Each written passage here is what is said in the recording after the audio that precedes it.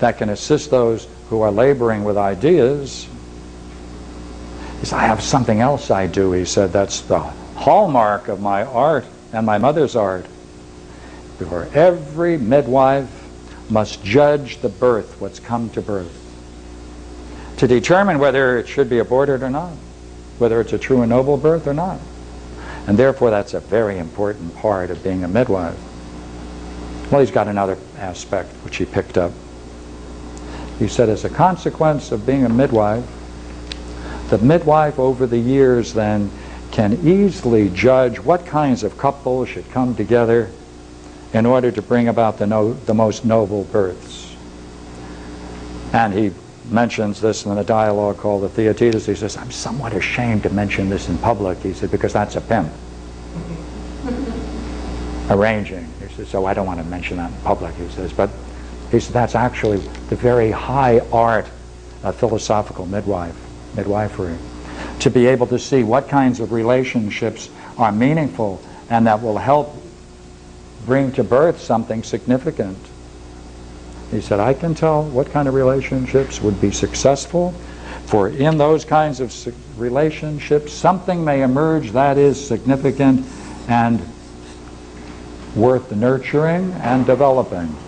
The child of such relationships, he claims, is the very goal of the relationship. Is every relationship, something must come to birth. And that must be developed and nurtured. If not, it's sterile. And the whole question then is what kinds of things most ideally come to birth in relationships?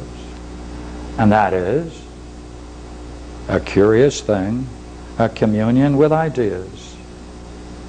Right? Because by interrelating, you then see yourself in the other and they in you, and therefore there's a new thing that develops, and that new thing is a growth and development of ideas, personal ideas, private ideas.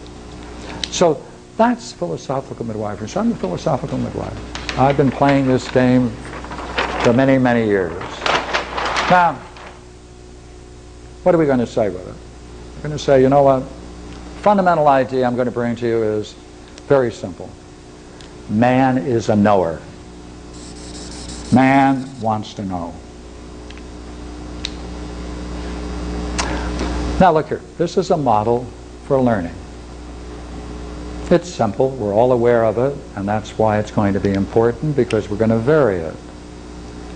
And later we have to relate it to the dream, don't we? So first,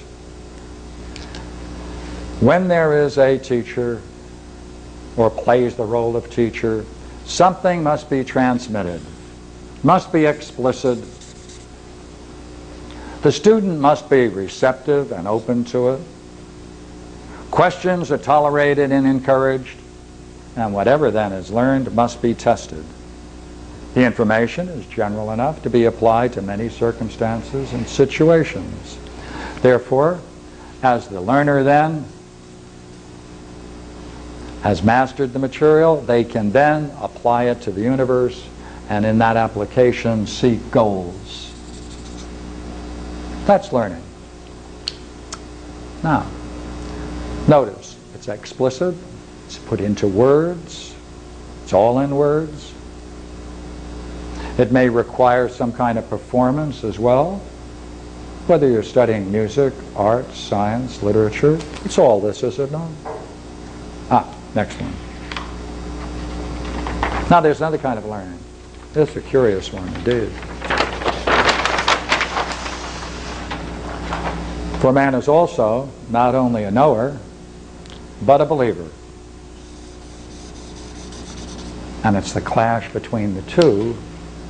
That's the very nature of the conflict that's going to be represented in dreams. Now, notice the difference between the two. First, in order to play with this theme, consider your own lives. Right? Consider your own lives. Raised by your parents, authorities, guardians. At some point, at some point they must reveal to you what they personally think about you and the universe.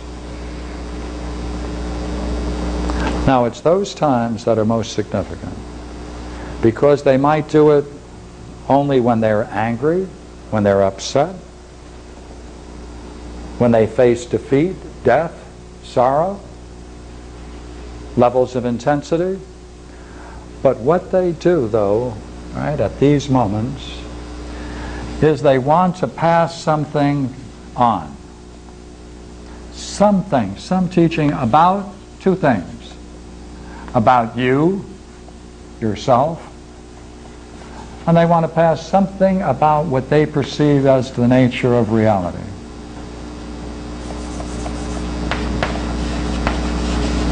The world. That's what they want to do. And so they're going to wait for a time when you're open and passive and receptive. And there's no conflicts. And they're going to appear strong, sincere, knowing, revealing, sharing. And you're going to look at them and you're going to say, by heavens, that's rare. They're coming out for me. They're communicating themselves. They're sharing. They're communicating. They think enough of me to reveal to me what they secretly think about me and the universe. Wow!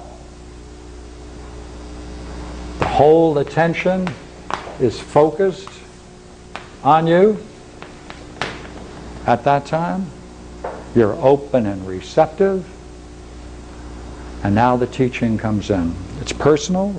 It's a function of their own existence and their own lives. Now what's interesting about that is whatever comes to you at that moment, you have a whole history up to this point. Many things that have happened to you and the family and all the world around you. Now, invariably, there's going to be a conflict between what they're going to be transmitting to you and your own experience.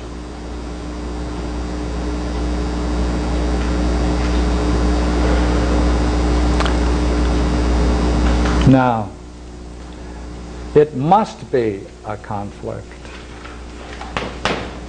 It has to be a conflict. You know why? Because no one's so smart as to be able to tell you about yourself and the nature of reality.